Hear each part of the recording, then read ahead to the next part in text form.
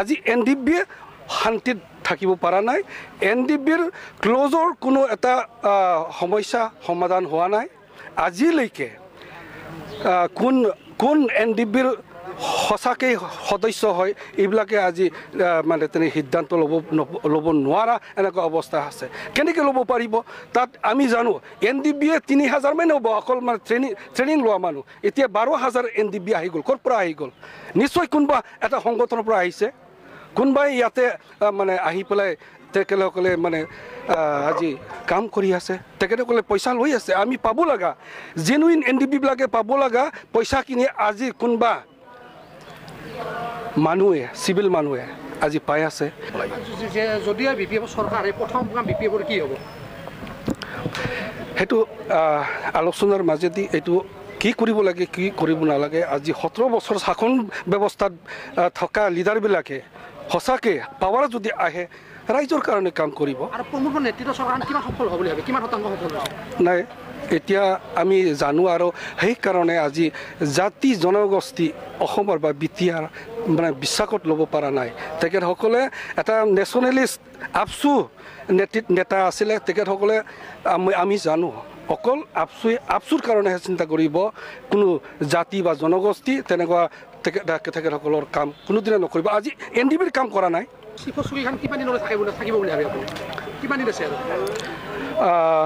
সেইটো সময়ে ক'ব সময় হ'ব কম দিনত হ'ব পাৰে সেইটো সময় আৰু পৰিস্থিতিত সেইটো হৈ যাব হয়তো এনেকৈ হ'ব পাৰে বিপিএফৰহে 17খন মানে আসন পাই পেলাই ছিংগল লাৰ্জেষ্ট সেইটোৱে চৰকাৰত আহিব লগা আছিল গণতান্ত্ৰিক পদ্ধতিত যিয়ে ছিংগল লাৰ্জেষ্ট তেখেতসকলে পায় তেখেতসকলক আজি গভৰ্ণৰে চৰকাৰ মানে গঠন কৰিবৰ কাৰণে পাতিবৰ কাৰণে মাতিব লাগিছিল কিন্তু আজি নিজে আজি মাননীয় আজি গভৰ্ণৰে যি পাৰ্লিয়ামেণ্টাৰী ছিষ্টেম সেইটো ভংগ কৰিছে গণতান্ত্ৰিক যি অধিকাৰ সেইটো কৰ্ব কৰি মানে এটা দৃষ্টান্ত সৃষ্টি কৰি গ'ল বুলি মই ভাবিছোঁ আৰু এতিয়া যি হৈ আছে যেনিবা চৰকাৰ গঠনৰ প্ৰক্ৰিয়া সেইটোতো আমাৰ নেতৃত্ববিলাকে ওপৰত আজি সেইটো চেষ্টা চলা বুলি চবতে মানে হাহাকাৰ লাগি গৈছে সেইদিনাখন আকৌ এজন বিজেপি দলৰে এজন পাৰিষদ ভৱেন বৰুৱাই গড়েশ্বৰত এওঁ মানে চিধা চিধিকৈ কৈয়ে থৈ দিলে যে তেখেতে হাগ্ৰামা মহিলাৰ নেতৃত্বক ভাল পায় আৰু শাসন ব্যৱস্থাত হাগ্ৰামা মহিলাৰ আকৌ আহিব লাগে সেইটো কথা মানে তেখেতে স্পষ্ট কৰি থ'লে তেতিয়াহ'লে আমি গম পাওঁ আমি চবে অনুমান কৰিব পাৰোঁ যে আজি নিশ্চয় আজি বিউপিপিএল চৰকাৰৰ দলৰ মাজত কিবা এটা চলি আছে অনিচ্ছা বিশ্বাস কৰিব মানে নিজৰ মাজতে পাৰ্টিৰ মাজতে এজনে এজনক মানে বিশ্বাস কৰিব নোৱাৰা এনেকুৱা পৰিস্থিতি হৈ আছে আৰু সঁচাকৈ এই বিটিডি অঞ্চলত আজি বহু ধৰণৰ জাতি জনগোষ্ঠী আছে তেখেতসকলে একেলগে থাকিবলৈ ইচ্ছা কৰে হাগ্ৰামা মহিলাৰ সেইটো মই যে এতিয়া ক'ব নোৱাৰোঁ চবেই দায়িত্বটো চবেই লৈছে আমিও কিছু মানে ঠাইত ল'ব লগা হৈছে সেইটো হৈ আছে আজি ইয়াতে যি হৈ আছে যেনিবা আজি আকৌ 17 বছৰ শাসন কৰা হাগ্ৰামা মহিলাৰ বিপিএফ দলক আজি ৰাইজে কিয় আজি আঁকোৱালি ল'বলৈ বিচাৰি আছে নিশ্চয় আজি তেখেতসকলে ইউপিপিএলে নতুন মানে দল আৰু তেখেতসকলে আজি শাসন ব্যৱস্থাত বহিছে তেখেতসকলে আজি তেনেকুৱা কি বোলে মিছ গভৰ্ণাৰ হৈছে তাত মিছ গভৰ্ণান্স হৈছে ইয়াতে চবকে তেখেতসকলে লৈ পেলাই কাম কৰিব তেখেতসকলে পৰা নাই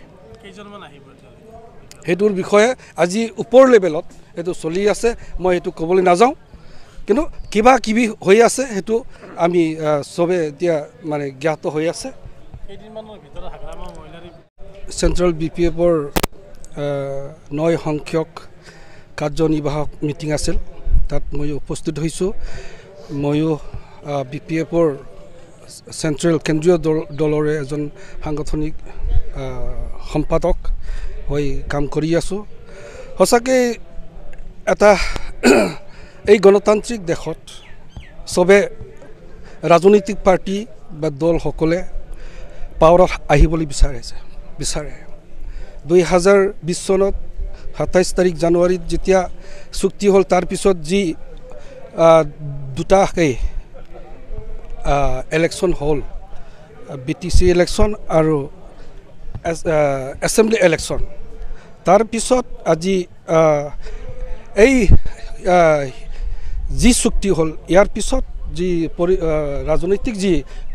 বাতাবৰণ সেইটো সলনি হৈ গৈছে আচলতে সঁচাকৈ 17 বছৰে BPF দলে আজি BTCটো শাসন কৰি আছিল হঠাৎ মানে 2020ত যি চুক্তি হ'ল তাৰ পিছত পৰিৱেশ যি অদল বদল হ'ল তাত আজি UPPলে তেখেতসকলে পাৱাৰত থাকিল চৰকাৰ চলাই আছে সেইটো হৈ আছে তাত সেইটো ঘটনাটো আচলতে সদায় হয় ৰাজনৈতিক বা দেশত আজি কংগ্ৰেছ আছে BJP আছে আজি অসমত আজি কাউন্সিলৰ মিটিংবিলাক ইলেকশ্যনবিলাক হৈ থাকে আজি UPPL পাৱাৰত আহিল কালি আকৌ BPF আহিব পাৰে চেষ্টাটো তেনেকুৱা চবৰে থাকিব আজি BJPও চেষ্টা কৰি থাকিব আজি BTCখন কেনেকৈ শাসন ব্যৱস্থাত আনিব পাৰে আজি কোনোবা আজি হীৰাচৰণীয়া দলৰ GSPও তেখেতসকলে চেষ্টা কৰিয়ে আছে আজি BPF সঁচাকৈয়ে এই BTR অঞ্চলত বা BTED অঞ্চলত আজি শক্তিশালী ৰূপত এতিয়াও আছে কাৰণ যোৱাবাৰ এটা ডাঙৰ এটা ইলেকশ্যন হৈ আছিলে চুক্তি হোৱাৰ পিছত তাত UPPL নিজে চৰকাৰ গঠন কৰিব পৰা নাই আজি হাগ্ৰামা নেতৃত্বত যি BPFৰহে 17খন মানে আসন পাই পেলাই ছিংগল লাৰ্জেষ্ট সেইটোৱে চৰকাৰত আহিব লগা আছিল গণতান্ত্ৰিক পদ্ধতিত যিয়ে ছিংগল লাৰ্জেষ্ট তেখেতসকলে পায় তেখেতসকলক আজি গভৰ্ণৰে চৰকাৰ মানে গঠন কৰিবৰ কাৰণে পাতিবৰ কাৰণে মাতিব লাগিছিল কিন্তু